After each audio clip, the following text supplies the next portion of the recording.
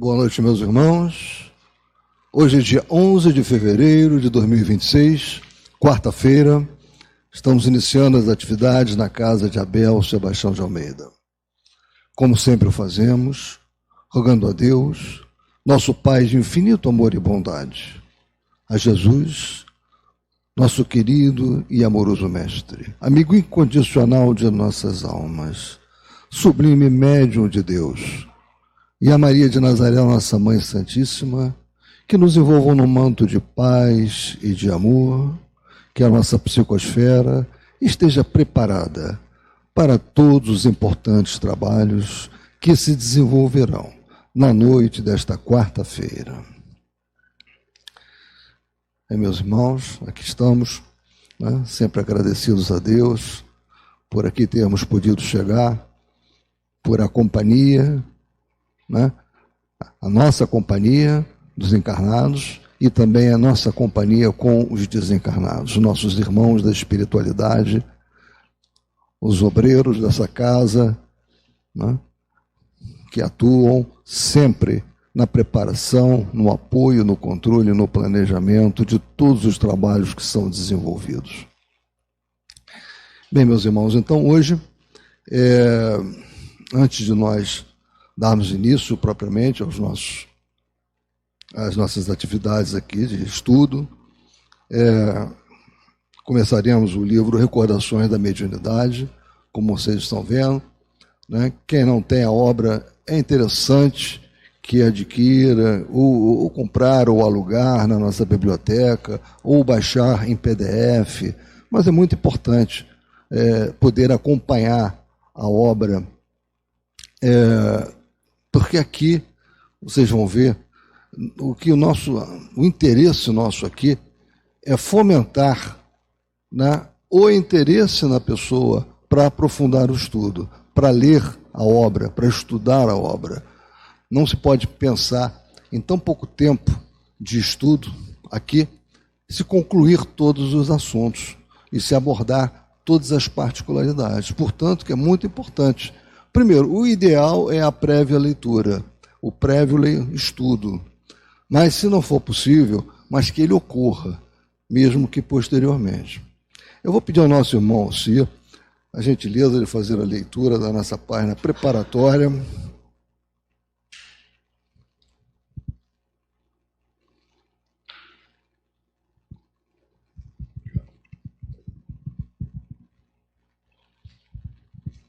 Nós vamos ler do livro Caminho, Verdade e Vida, psicografia do Chico, ditada por Emmanuel.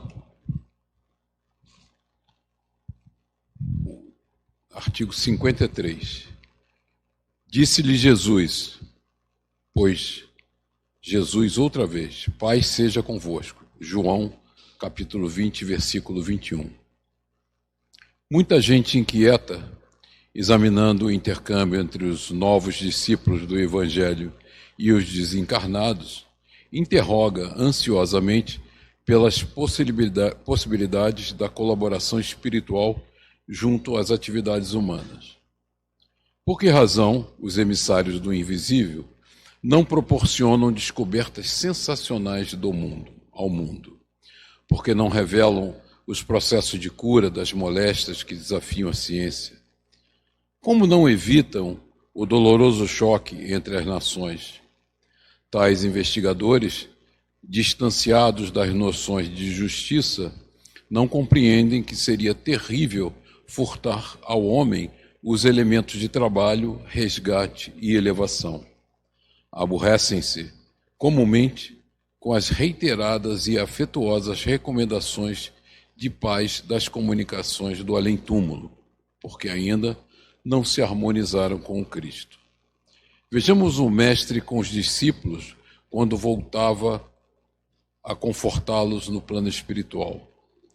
Não lhe observamos, na palavra, qualquer recado torturante. Não estabelece a menor expressão de sensacionalismo. Não se adianta em conceitos de revelação supernatural. Jesus demonstra-lhes a sobrevivência e deseja-lhes paz. Será isso insuficiente para a alma sincera que procura a integração com a vida mais alta? Não envolverá em si grande responsabilidade o fato de reconhecerdes a continuação da existência além da morte, na certeza de que haverá exame dos compromissos individuais? Trabalhar e sofrer constituem processos lógicos do aperfeiçoamento e da ascensão, e que atendamos a esses imperativos da lei com bastante paz. É o desejo amoroso e puro de Jesus Cristo. Esforcemo-nos por entender semelhantes verdades, pois existem numerosos aprendizes aguardando os grandes sinais, como os preguiçosos que respiram a sombra, à espera do fogo fato do menor esforço. Muito bom estudo para nós. Boa noite.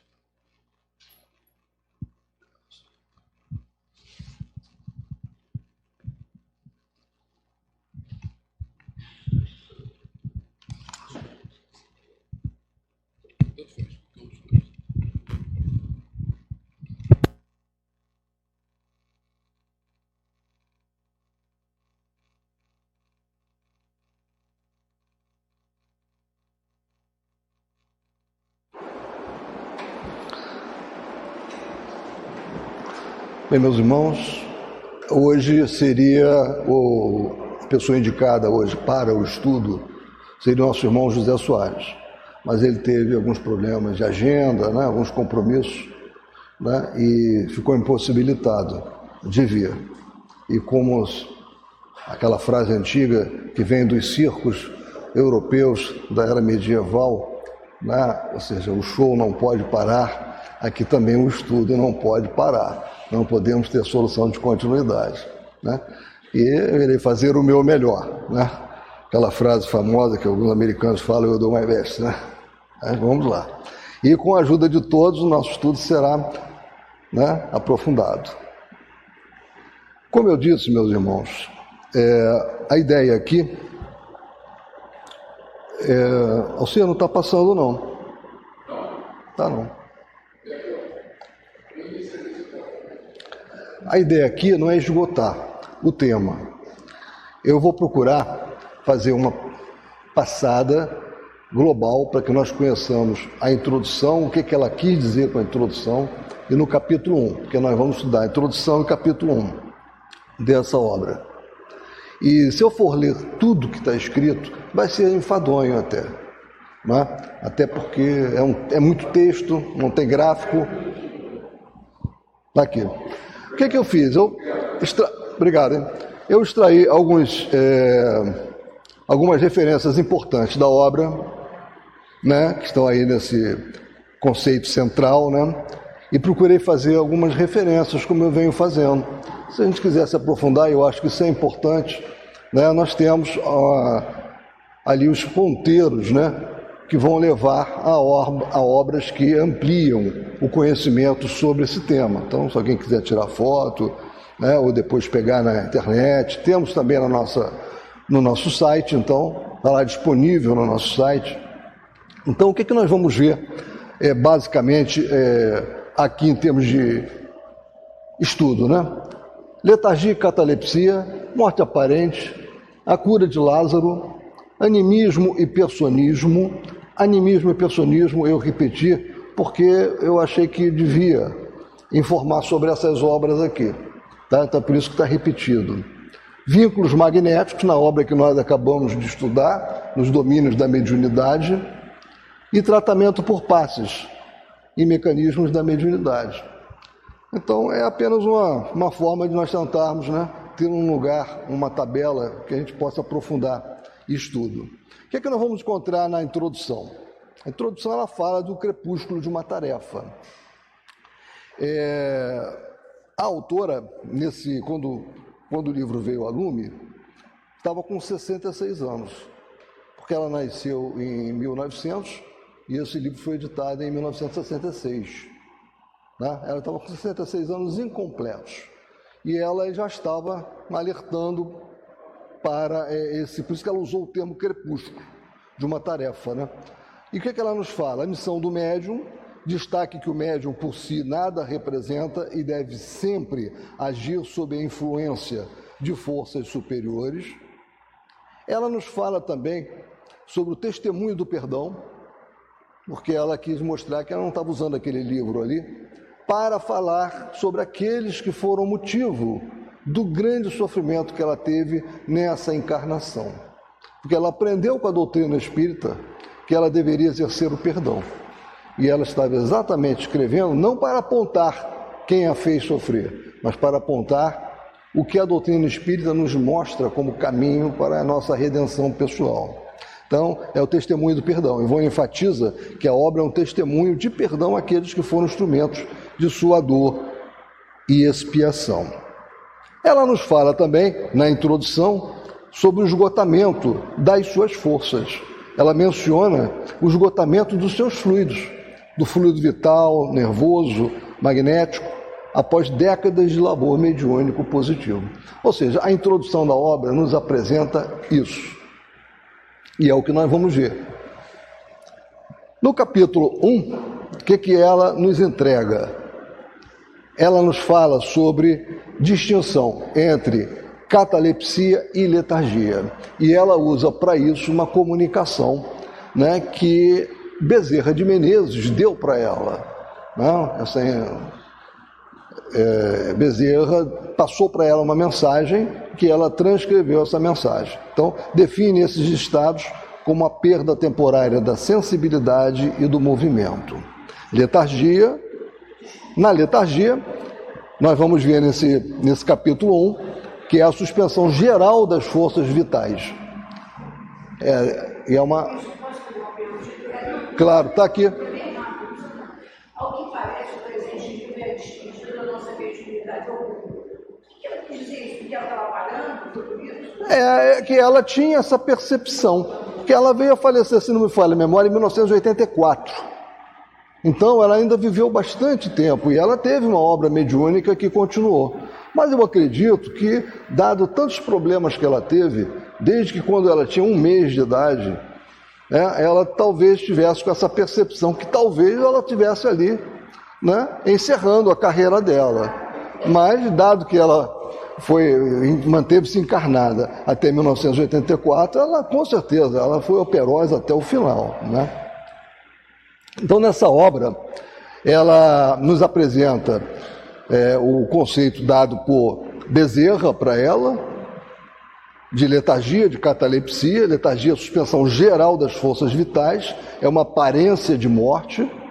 E a catalepsia, que ela pode ser localizada. A inteligência se manifesta livremente na catalepsia. Então, são estados de perda temporária da sensibilidade e do movimento. Na verdade, quando você verifica no Livro dos Espíritos, letargia e catalepsia está tratado lá como estados da emancipação da alma. Não é um problema, não é uma doença. É uma das modalidades de emancipação da alma, como é o sono, né? E Bezerra de Menezes trabalha esses conceitos no capítulo 1.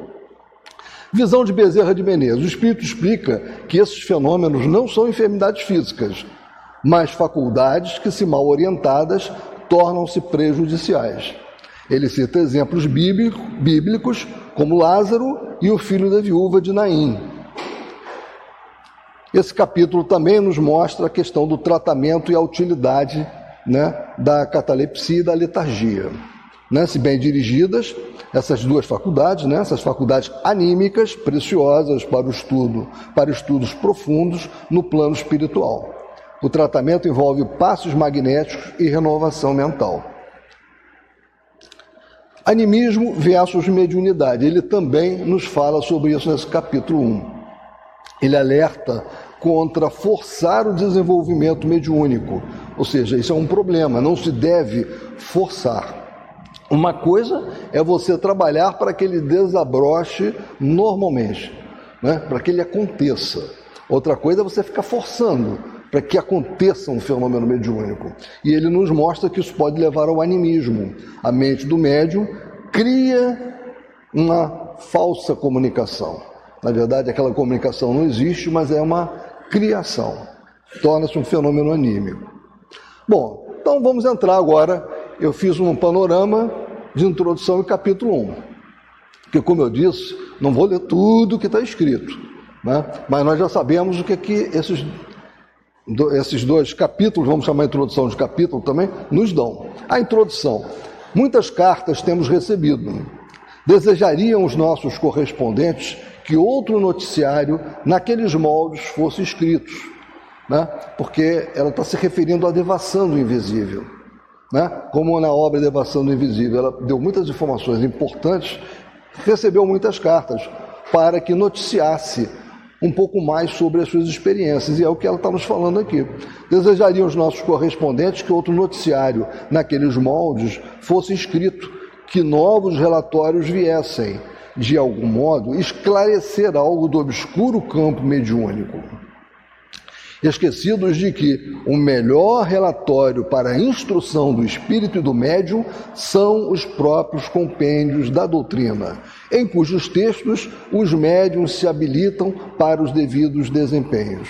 Ivone Pereira costuma sempre alertar isso nos seus livros, mostrando que não devemos deixar de estudar as obras básicas da doutrina espírita, porque ali sim, ali é que nós temos o verdadeiro compêndio que vai nos dar o caminho seguro.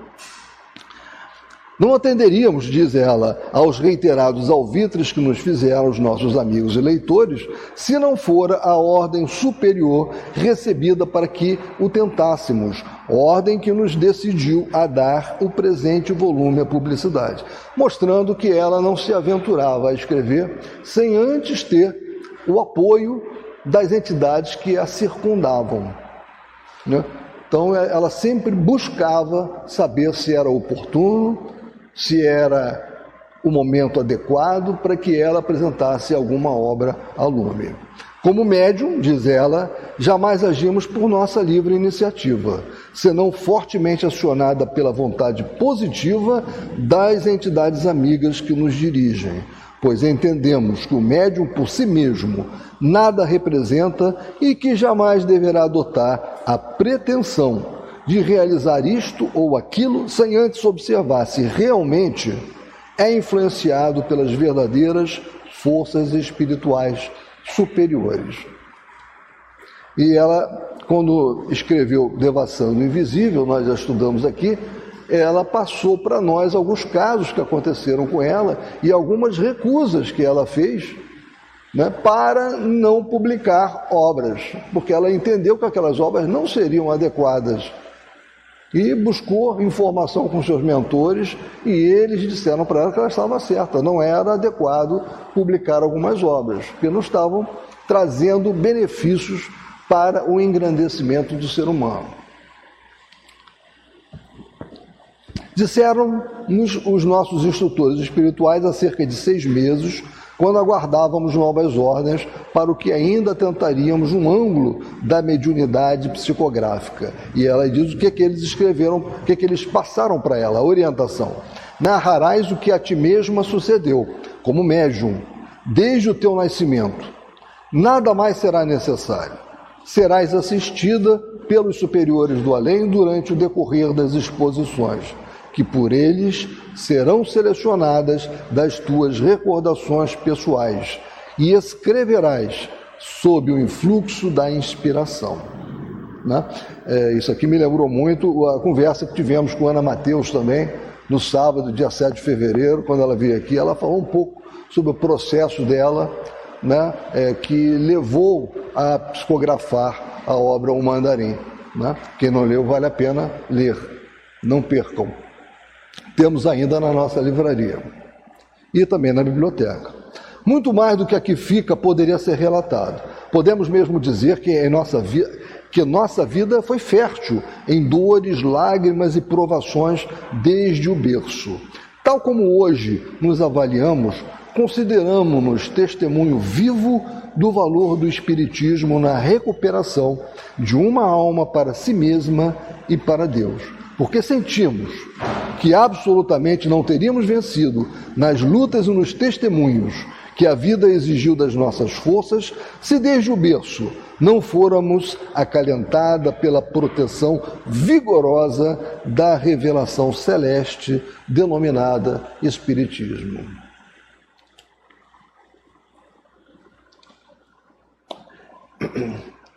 aí aqui ela está falando um pouco sobre o amargor e as provações, né, que ela passou no decurso dessa presente existência. E que, como eu disse antes, né, naquela sinopse, não foram acusações ao próximo que aprendemos nos códigos espíritas, ou seja, ela não quis colocar nessa obra, né, informação sobre o que fizeram para ela, sobre quem fez, né? Por isso que ela está escrevendo isso aqui. Não foram acusações ao próximo que aprendemos nos códigos espíritas, os quais antes nos ensinaram o amor, a fraternidade e o perdão. É o testemunho do perdão que aqui deixamos, único testemunho ao demais, que nos faltava apresentar e o qual os nossos ascendentes espirituais de nós exigem no presente momento. Ao que parece, o presente livro é a despedida da nossa mediunidade ao público, ou seja, ela estava achando que era uma despedida, né? Obteremos ainda outros ditados do além? Ela pergunta. É bem possível que não. É quase certo que não. O mais que ainda poderá acontecer é a publicação de temas antigos, conservados inéditos até hoje, porquanto nunca tivemos pressa na publicação das nossas produções mediúnicas. E aí aquilo que eu falei, né? A autora, nessa data da publicação, ela estava com 66 anos incompletos. Ou seja, não estava tão idosa assim, mas talvez em 1966, estar com 66 anos tivesse daria para as pessoas daquela época uma percepção diferente do que dá hoje. Hoje você pergunta a uma pessoa que está com 66 anos, a maioria não está se considerando ainda velha, inoperante, sem condições. Claro, ela reconhece que já é uma idosa, até porque a definição legal de idoso é quem tem 60 anos ou mais, né? Mas o que eu quero dizer é que a pessoa se sente ainda muito produtiva. Mas naquela época talvez a percepção não fosse essa. As fontes vitais, que são o veículo da mediunidade, fluido vital, fluido nervoso, fluido magnético, já se esgotam em nossa organização física. Bom, isso é normal. Nós sabemos que a gente vai perdendo um pouco disso a cada ano, né? O próprio perispírito encontra-se traumatizado, cansado, exausto, as dores morais ininterruptamente renovadas, sem jamais permitirem um único dia de verdadeira alegria, e o longo exercício de uma mediunidade positiva esgotaram aquelas forças que realmente tendem a diminuir e a se extinguirem em todos os médios após certo tempo de labor. E ela agradece a Deus por toda a oportunidade que teve de trabalho mediúnico, né? E deixa aos leitores, né, esta obra para que eles possam estudá-la e crescer. Então, vocês podem ver que isso foi em 29 de junho de 1966. Aí vamos ingressar no capítulo 1. E ela começa o capítulo 1 com a pergunta 424, né, do Livro dos Espíritos. Por meio de cuidados dispensados a tempo, podem reatar-se laços prestes a se desfazerem e restituir-se à vida um ser que definitivamente morreria se não fosse socorrido? Respondem os espíritos. Sem dúvida, e todos os dias tendes a prova disso. O magnetismo, em tais casos, constitui muitas vezes poderoso meio de ação, porque restitui ao corpo o fluido vital que lhe falta para manter o funcionamento dos órgãos. Nós sabemos, já estudamos, né? O fluido vital, ele vem do fluido cósmico universal, né? É um dos produtos do fluido cósmico universal, que é o princípio material, né? Deus criou o universo com dois princípios fundamentais: o princípio espiritual, né? Que evolui utilizando-se da matéria, e o princípio material, que é o fluido cósmico universal. Além desse interessante tópico do livro áureo da filosofia espírita, diz ela, pedimos vênia aos prováveis leitores destas páginas para também transcrever o comentário de Allan Kardec, situado logo após a questão acima citada, uma vez que temos por norma, aconselhada pelos instrutores espirituais, basear o relatório das nossas experiências espíritas, em geral no ensinamento das entidades que revelaram a doutrina espírita a Allan Kardec. diz o citado comentário. Aí é importante, esse é um ponto para nós agora, que nós estamos entrando em dois conceitos da doutrina que é importante a gente aqueles que não sabem aprenderem, aqueles que já sabem relembrarem e talvez aprofundarem. A letargia e a catalepsia derivam do mesmo princípio, que é a perda temporária da sensibilidade e do movimento, por uma causa fisiológica ainda inexplicada.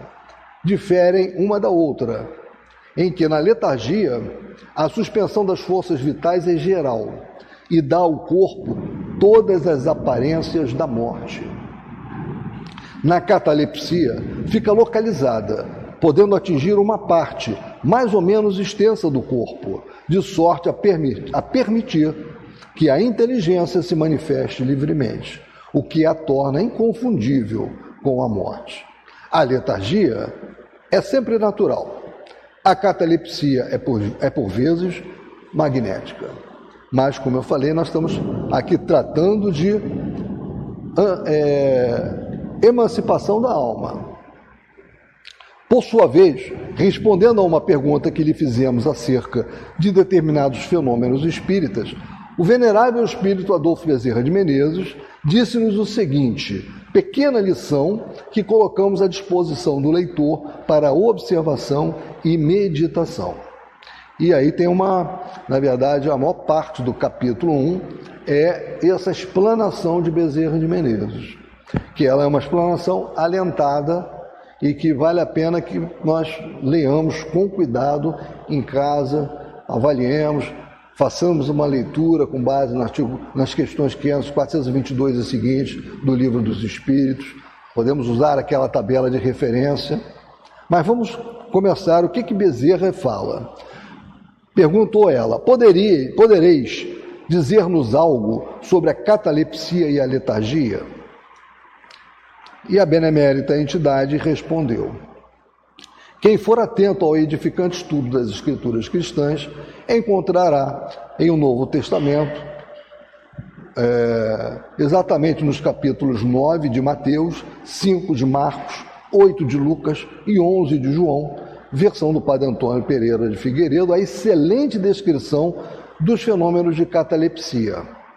Talvez os fenômenos sejam de preferência de letargia, segundo as análises dos compêndios espíritas acima citados, ocorridos no círculo messiânico e registrados pelos 4 cronistas do Evangelho. Lembrando ainda o caso, igualmente empolgante, do filho da viúva de Naim, caso que nada mais seria do que a mesma letargia ou catalepsia. Então ele está falando também aqui, está se referindo a Lázaro. Nós vamos ver mais à frente sobre Lázaro. A ciência moderna oficial, a medicina, conhece a catalepsia e a letargia, classifica-as, mas não se interessa por elas, talvez percebendo não ser da sua alçada o fato de curá-las. A ciência psíquica, no entanto, assim também a doutrina espírita, não só as conhecem, como se interessam grandemente por elas, pois que as estudam, tirando delas grandes ensinamentos e revelações em torno da alma humana. E por isso podem curá-las e até evitá-las, ao mesmo tempo que também poderão provocá-las, contorná-las, dirigi-las, orientá-las e delas extrair conhecimentos esplendentes para a instrução científico transcendente em benefício da humanidade. Se os adeptos encarnados dessa grande revelação celeste, a doutrina espírita, não curam no presente momento as crises catalépticas do próximo, as quais até mesmo uma obsessão poderá provocar, será porque elas são raras, ou pelo menos ignoradas, ou porque, lamentavelmente, se descuram da instrução doutrinária necessária à habilitação para o importante certame. Então, a catalepsia, tal como a letargia, não é uma enfermidade física, mas uma faculdade. É uma faculdade o quê? É uma faculdade da alma.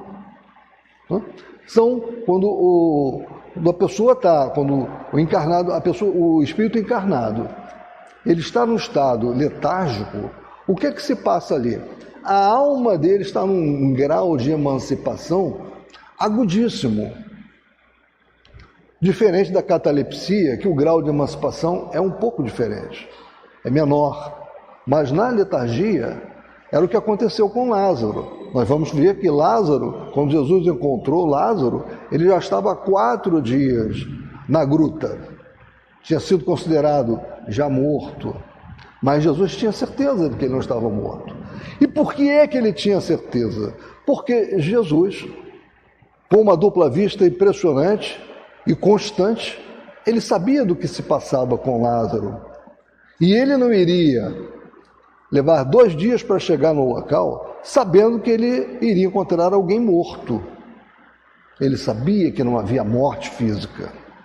Por isso ele garantiu aos familiares, né, que ele iria resolver aquele problema. E resolveu.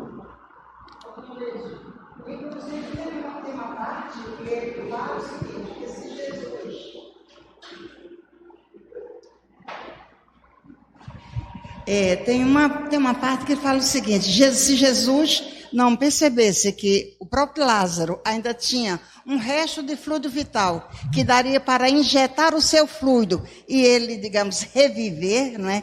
Ele não teria tentado. Exatamente. Ele não teria feito essa proposta, né? Exatamente. Ele sabia disso, ele tinha percepção clara disso aí. Claro, ele é um espírito puro, então ele tem uma visão extremamente dele ampla era impressionante. De tudo o que é o mundo espiritual. Perfeito, isso mesmo. Então, continuando, né, a orientação de Bezerra para Ivone Pereira. Tanto a catalepsia como a letargia, pois elas são faculdades gêmeas, se espontâneas. Elas poderão ser também provocadas e dirigidas, uma vez que a personalidade humana é rica de poderes espirituais, sendo como foi criada a imagem e semelhança de Deus. Serão, portanto, como vício que impõe o acontecimento. Vício que mais melindroso que os outros lembrados, se a tempo não for corrigido, poderá acarretar consequências imprevisíveis, tais como a morte total da organização física, a loucura, dado que as células cerebrais, se atingidas frequentemente e por demasiado tempo, poderão levar à obsessão, ao suicídio, ao homicídio e a graves enfermidades nervosas, esgotamento, depressão, alucinações e etc. Mas, uma vez contornadas por tratamento psíquico adequado, transformar-se-ão em faculdades anímicas importantes. Ou seja, catalepsia e letargia são faculdades anímicas, capazes de altas realizações supranormais, consoante a prática o tem demonstrado, fornecendo aos estudiosos e observadores dos fatos mediúnicos vasto campo de elucidação científica transcendental. Ou seja, veja, numa letargia em que há um desprendimento agudíssimo da alma humana, ou seja, ela está no plano espiritual. E o que ela consegue trabalhar no plano espiritual é muito mais intenso, é muito mais profundo do que no mero sono, onde é claro que há também um desprendimento. Mas não há como comparar o desprendimento do sono com esse desprendimento letárgico. Se os adeptos da grande doutrina da imortalidade, os espíritas, não sabem conscientemente ou não querem resolver os intrincados problemas oferecidos pela catalepsia e sua irmã gêmea, a letargia, eles, os espíritas, não se preocupam com esses fenômenos, diz Bezerra. Sem o quererem e o saberem, corrigem a sua possibilidade de expansão com o cultivo geral da mediunidade comum, visto que ao contato das correntes vibratórias, magnéticas constantes e o suprimento das forças vitais próprias dos fenômenos mediúnicos mais conhecidos, aquele vício, se ameaça, será corrigido, podendo, não obstante, a faculdade cataléptica ser orientada inteligentemente para fins dignificantes, a bem da evolução do seu possuidor e da coletividade. Ou seja, essa orientação que ele se refere, obviamente, ela acontece com alguns grandes gênios, ou aconteceu com alguns grandes gênios da humanidade. que em desdobramentos agudos, muitas das vezes letárgicos, conseguem trazer no retorno esclarecimentos fantásticos para a sua época. Alguns outros, nesses desdobramentos, conseguem ver projetos completamente preparados, prontos, e quando retornam, eles dizem, pura e simplesmente, como é que você fez essa máquina? Eu vi a máquina, eu vi as engrenagens, né? Da onde que ele viu? Viu no plano espiritual. Dos casos citados nos evangelhos cristãos, todavia, destaca-se o de Lázaro, pela sua estranha particularidade. Aí vemos um estado cataléptico superagudo, porque espontâneo, relaxamento dos elos vitais pela depressão causada por uma enfermidade. Fato patológico, portanto, provando o desejo incontido que o espírito encarnado tinha de deixar a matéria para alçar-se ao infinito, e onde o próprio fluido vital que anima os organismos vivos se encontrava quase totalmente extinto, e cujos liames magnéticos do perispírito em direção à carne se encontravam de tal forma frágeis, danificados pelo enfraquecimento das vibrações e da vontade. E aí ele diz que Lázaro já cheirava mal, o que é frequente em casos de crises catalépticas agudas, mesmo se provocadas, quando o paciente poderá até mesmo ser sepultado vivo, ou antes, não de todo no estado de cadáver. Que fora necessário, com efeito, o poder restaurador de uma alma virtuosa como a do Nazareno, para se impor ao fato, substituir células já corrompidas, renovar a vitalidade animal, fortalecer liames magnéticos com o seu poderoso magnetismo em ação. Na filha de Jairo, porém, e no filho da viúva de Naim, as forças vitais se encontravam antes como que anestesiadas pelo enfraquecimento físico derivado da enfermidade, mas não no mesmo grau do sucedido a Lázaro. Tanto que, quando Jairo buscou Jesus, né, chefe de sinagoga, buscou Jesus, né, se prostou aos pés de Jesus, querendo que ele fosse salvar a sua filha, Jesus imediatamente disse, ela está viva. E foi até a casa de Jairo, e lá fez com que ela levantasse. A mesma coisa aconteceu com o filho da viúva de Naim. Ele já estava no esquife sendo carregado. Jesus percebeu aquilo, chegou até aquela multidão que chorava, carregando, botou a mão no esquife. As pessoas perguntavam a ele por que ele estava ali. Havia uma pessoa morta, e ele disse, não está morto, ele está dormindo. E mandou que ele se levantasse. E ele se levantou. É como a Edna disse, Jesus já tinha a visão antecipada daquilo. Ele tinha uma dupla vista que nós não podemos imaginar a extensão dela. Ele estava aqui, mas ele conseguia ver a distâncias enormes, tudo que estava se passando. E sobre essa questão de uma pessoa ser enterrada, de uma pessoa estar em estado letárgico, no céu e inferno, existe um relato, vocês vão poder ver, muito interessante, está projetado aqui, né? Apenas uma síntese, mas vale a pena ler, né? Na segunda parte, capítulo 8, Expiações Terrestres. Ele se refere a um espírito, Antônio B., que narra a dolorosa experiência de ter sido enterrado vivo em estado de letargia. Ele foi enterrado, ele estava num estado letárgico, como está dito aqui. A família lembrou que havia sido enterrado com ele um medalhão e conseguiram autorização para exumar o corpo. Ao exumarem o corpo, o que é que eles encontraram? O medalhão, ele virado, né, no caixão, uma das mãos dele comidas. Ou seja, ele tentou comer a própria mão. Vocês vejam o quanto ele sofreu, quanto foi o sofrimento. Posteriormente, ele veio à Sociedade Espírita de Paris, né? E ele passou essa informação. E ele mostra que ele entendeu por que aquilo aconteceu. Porque ele tinha mandado, em outra encarnação, matar a mulher dele num fosso. Ou seja, ela foi enterrada viva num fosso. E ele estava passando nessa encarnação aqui, em que ele foi enterrado também num estado letárgico, estava acontecendo aquilo com ele para que ele carpisse, para que ele espiasse aquilo que ele fez. E ele entendia e estava se recuperando, porque aquilo para ele não era mais algo fora do normal. Ele entendeu por que isso passou. Mas vale a pena, porque isso que eu estou falando, eu estou sendo assim muito sintético, né? Mas a leitura é muito interessante do Céu e Inferno. A Edna, quem está com...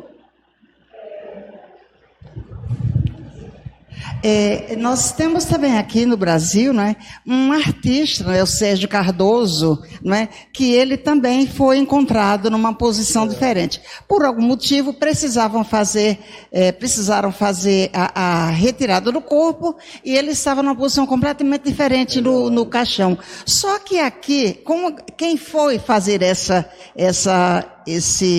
exumação, né, não tinha interesse, não sabia, não estava estudando, né? Não é o caso de Kardec, que estava fazendo estudo, né? Sim. Então, ninguém levou à frente essa questão da catalepsia, da letargia, né?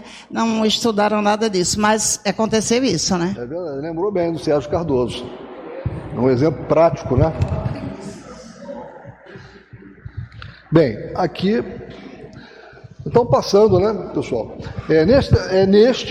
As mesmas... Agora eu estou voltando, continuando, que fiz aquela parada para falar do céu e inferno. Então, continuando agora. As mesmas forças vitais se encontravam já em desorganização adiantada, ou seja, ele está falando de Lázaro, e não foram ao concurso dos liames magnéticos ainda aproveitáveis e as reservas vitais conservadas pelo perispírito nas constituições físicas robustas. E se não fossem aquelas reservas, Jesus não se abalaria a cura, aquilo que a gente conversou, porque esta seria impossível. Ou seja, ele só fez o tempo todo aquilo que ele sabia que era possível. Muitos homens e até crianças assim têm desencarnado. E se tal acontece, antes da época prevista pela programação da lei da criação, nova existência corpórea os reclamará para o cumprimento dos deveres assumidos e, portanto, para a continuação da própria evolução. O caso da Ivone, ela passou por isso com 1 mês de idade. Quem lembra do caso da Ivone com 1 mês de idade? Ela nasceu em 23 de dezembro de 1900. No dia 24 de dezembro, ela teve um acesso de tosse, um engasgo terrível. E parou, né? Ficou no estado de morta, né? Com coloração, com roxeou, entendeu? Não respondia mais a nada. Todos ali a deram por morta. Chamaram o médico. O médico entendeu que ela estava morta. Chegou até a dar um atestado de óbito. Queriam colocá-la já num caixão, num esquife.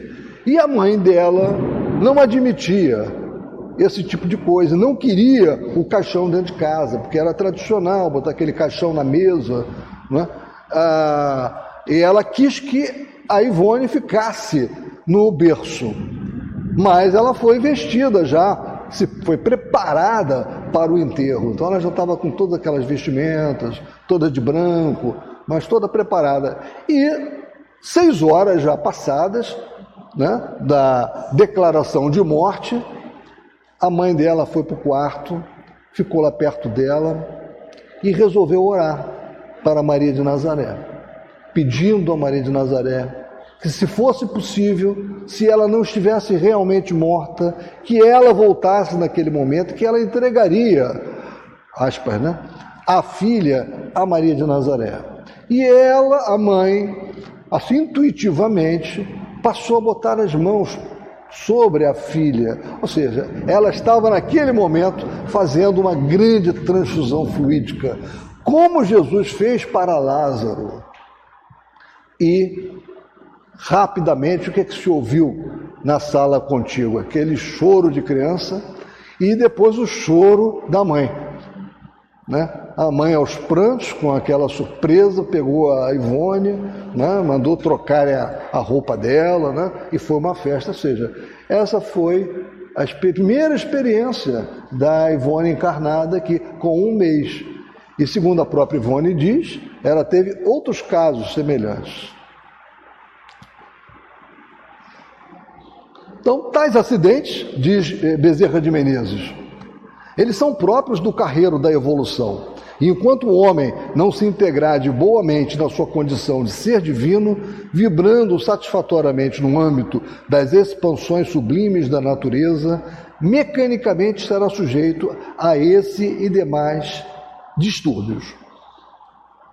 Sendo a catalepsia e a letargia uma faculdade, patrimônio psíquico da criatura, porque é anímico, e não propriamente uma enfermidade, compreender-se-á que nem sempre a sua ação comprova a inferioridade do seu possuidor, pois que, uma vez adestradas, ambas poderão prestar excelentes serviços à causa do bem, tais como as demais faculdades mediúnicas, que não adestradas servem de pasto a terríveis obsessões que infelicitam a sociedade e, quando bem compreendidas e dirigidas, atingirão feição sublime.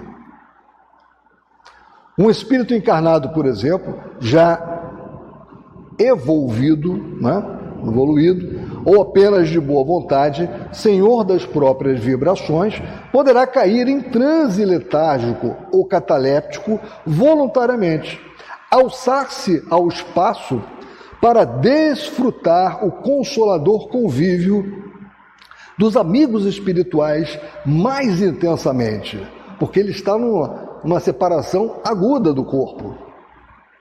Dedicar-se a estudos profundos, colaborar com o bem e depois retornar à carne, reanimado e apto a excelentes realizações. Como é que eu entendo o que o Tesla falava? Tesla, ele costumava dizer, quando ele era perguntado sobre as máquinas, né, e sobre o que ele conseguia fazer de projetos, porque ele era uma fábrica de projetos. É claro que ele estava na mesma época de Thomas Alva Edison, que também era um gênio.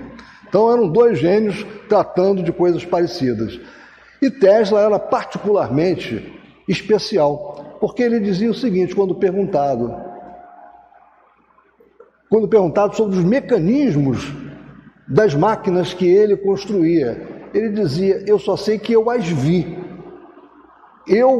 Antes de fazer as máquinas, de fazer o projeto e colocar no papel, eu vejo todo o mecanismo, como que eu entrasse ali, como se eu tivesse toda a máquina aberta na minha frente e eu tenho condições de ver tudo funcionando.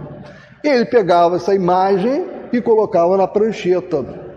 Depois, para mim, o que acontecia com Tesla, minha interpretação, é isso aqui. Ele devia ter uns transes desse tipo, agudos, de emancipação da alma, e no plano espiritual era passado para ele esse tipo de coisa. Uma outra coisa que Bezerra alerta, ele fala: o alcoólatra poderá renascer predisposto à catalepsia, porque o álcool lhe viciou as vibrações, anestesiando-as. O mesmo acontecendo aos viciados e entorpecentes, todos considerados suicidas pelos códigos da criação. Em ambos os casos, a terapêutica psíquica bem aplicada, mormente a renovação mental, influindo poderosamente no sistema de vibrações nervosas, será de excelentes resultados para a corrigenda do distúrbio, enquanto que a atuação espírita propriamente dita abrirá novos horizontes para o porvir daquele distúrbio, que evolverá para o seu justo plano de faculdade anímica. Ou seja, Bezerra... fala então você. Não, só o tema anterior que você estava falando sobre Tesla, Tem uma passagem interessante do Champollion, quando ele estava debruçado sobre a pedra de Roseta, ele era um enigma, né? E ele tentando decifrar os hieróglifos. Uma noite ele trabalhando intensamente, ele vinha num ritmo alucinante, ele estava muito cansado, e ele tem um desdobramento, e ele lembra com muita clareza, ele vai ao Egito, e ele é recebido por um faraó, uma autoridade egípcia, que leva ele pelas mãos e começa a explicar o sentido de tudo que está na pedra de Roseta. Quando ele acorda, que ele recorda desse desdobramento, ele consegue chegar finalmente a decifrar os hieróglifos e a pedra de Roseta. Foi um processo interessante. Processo também semelhante, né? Semelhante, é. Processo criativo por desdobramento. Exatamente. Bem observado. Bom, então aqui, nessa parte que eu estou lendo, né, e que está na obra aí, nos livros todos têm, é um caminho que Bezerra dá, que nós podemos usar para ajudar a quem estiver com problemas, alguém na família, com letargia, com catalepsia.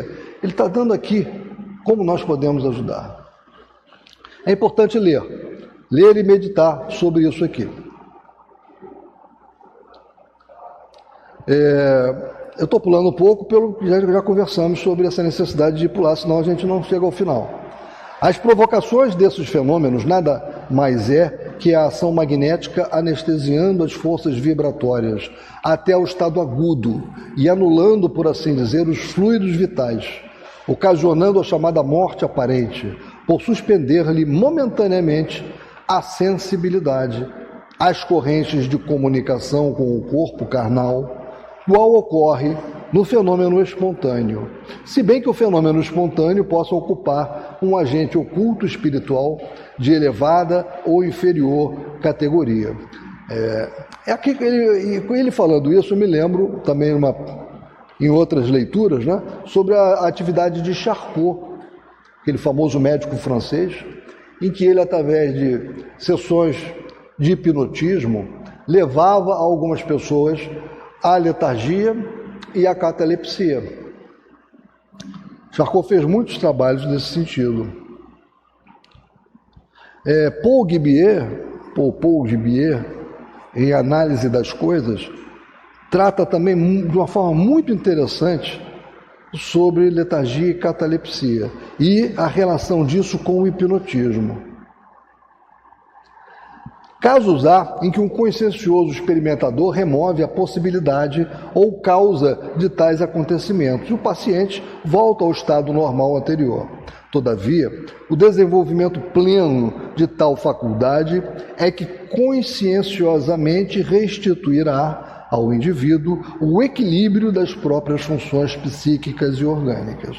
O tratamento físico-medicinal, atingindo o sistema neurovegetativo, fortalecendo o sistema nervoso com a aplicação de tônicos, reconstituintes e etc., também será de importância valiosa, também, visto que a escassez de fluidos vitais poderá incentivar o acontecimento, emprestando-lhe feição de enfermidade. E isso aqui é muito interessante, porque algumas enfermidades, até como o próprio Parkinson, podem criar condições para que surja um estado cataléptico, surja um estado letárgico. Porque existe essa perda de fluidos vitais, é o que ele está alertando aqui. Bom, vamos lá. A mediunidade deverá ser espontânea por excelência. Aí ele já está falando da mediunidade, né? A mediunidade deverá ser espontânea por excelência, a fim de frutecer com segurança e brilhantismo. E será em vão que o pretendente se esforçará por atraí-la antes da ocasião propícia. Lembram que na sinopse nós dissemos que uma das coisas que nós iríamos ver é exatamente esse alerta de Bezerra sobre essa tentativa de querer acelerar a eclosão da mediunidade. E ele aqui está mostrando como não devemos fazer isso. Tal insofridez redundará inapelavelmente, repetimos, em fenômenos de autossugestão, ou chamado animismo, ou personismo, isto é, a mente do próprio médium criando aquilo que se faz passar por uma comunicação de espíritos desencarnados.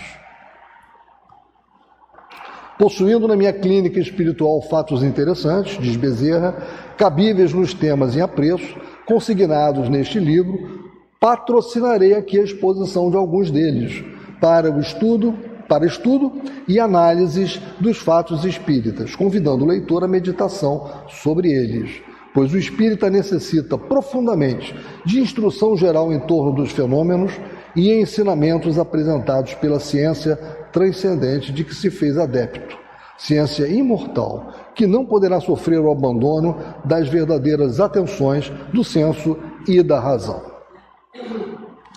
É o que Bezerra passou para ela. Por nossa vez, conhecemos pessoalmente, faz alguns anos, na cidade fluminense, aí já é a Ivone, né, passando para nós, experiência dela. Por nossa vez, conhecemos pessoalmente, faz alguns anos, na cidade fluminense de Barra Mansa, ao tempo em que ali exercia as funções espiritistas, o eminente médium e expositor evangélico Manuel Ferreira Horta, amplamente conhecido pela alcunha de Zico Horta, a médium cataléptica Chiquinha. Tratava-se de uma jovem de 19 anos de idade, filha de respeitável família e finamente educada. Sua faculdade apresentou-se inicialmente em feição de enfermidade, com longos ataques que desafiaram o tratamento médico para a cura. Observada, porém, a pedido da família e habilmente dirigida por aquele lúcido espírita, ou seja, Manuel Ferreira Horta, a jovem tornou-se médium de admiráveis possibilidades, com a insólita faculdade cataléptica que lhe permitia até mesmo o fenômeno da incorporação de entidades sofredoras e ignorantes, a fim de serem esclarecidas. Em 20 minutos, a médium apresentava os variados graus de catalepsia, em 20 minutos, inclusive o estado cadavérico, após as 24 horas depois da morte, e os sintomas do início da decomposição, como as placas esverdeadas pelo corpo e o desagradável almíscar, comum aos cadáveres que entram em decomposição. De outras vezes, no primeiro ou no segundo grau do transe, transmitia verbalmente o receituário que ouvia das entidades médicas desencarnadas que a assistiam, obtendo assim excelentes curas nos numerosos doentes que procuravam a antiga assistência espírita Bittencourt Sampaio, dirigida por Zico Horta. O mesmo sucedia, como é sabido, ao médium Carlos Mirabelli, que em poucos minutos atingia o grau de decomposição, a ponto de as pessoas presentes, às sessões em que ele trabalhasse, só muito penosamente suportarem o fétido que dele se exalava, até que o transe variasse de grau, em escala descendente, fazendo-o despertar. Ao que parece, a catalepsia aí era completa. Ambos de nada recordavam ao despertar. Inclusive, Mirabelli foi um médium fantástico, como ela diz, né?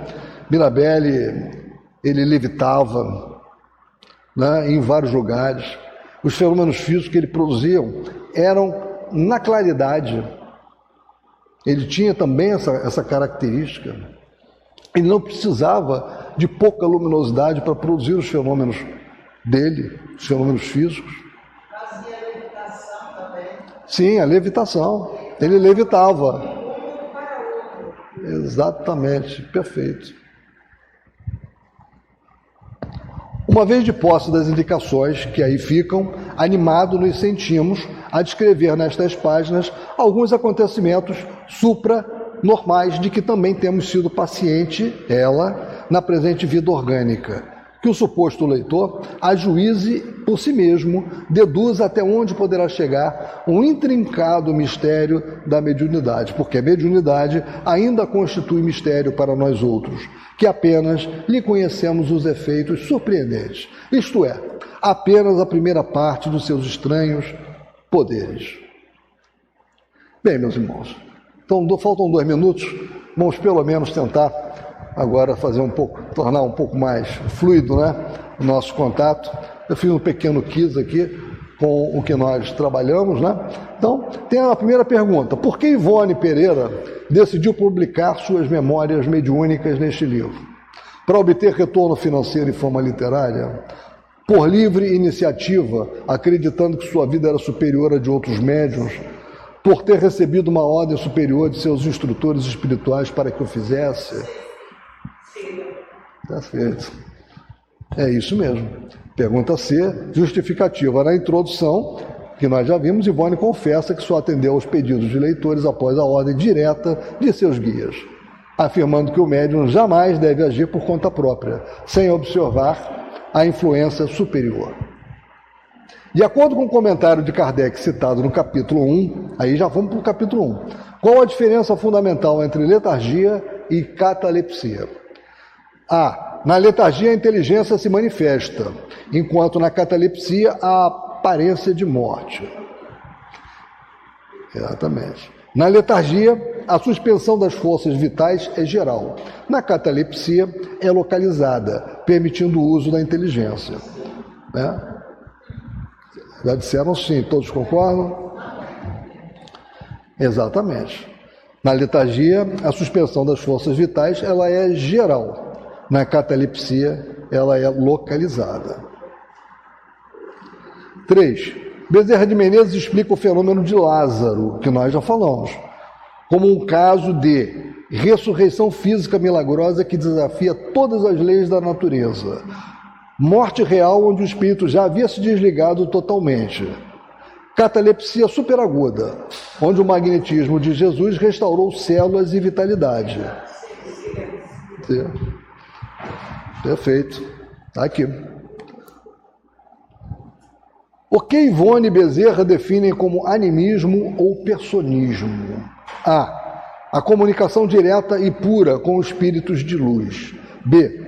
O estado onde o médium perde totalmente a consciência. C. O fenômeno onde a mente do próprio médium cria o que parece ser uma comunicação de um desencarnado. C. Aqui é terrível, né? Vocês estão matando todas. E a 5, que é para terminar. Qual o tratamento recomendado por Bezerra de Menezes para distúrbios de catalepsia ou letargia, que se apresentam de forma obsessiva? A. Afastamento total do espiritismo e internação compulsória. B. Cura inteiramente moral e psíquica, aproximação com o evangelho e tratamento magnético, passes. Apenas o uso de medicamentos químicos fortes, ignorando a parte espiritual. B de bola. B de bola. Né? Ou seja, cura inteiramente moral e psíquica, aproximação com o evangelho, porque ele fala do obsessivo, né? Ele fala aqui de forma obsessiva. Então, é isso que vocês falaram. Então, meus irmãos, terminamos aqui a introdução e o capítulo 1, lembrando que é importante estudar, porque aqui é só para nós nos animarmos, né? É um aquecimento, né, sobre o assunto.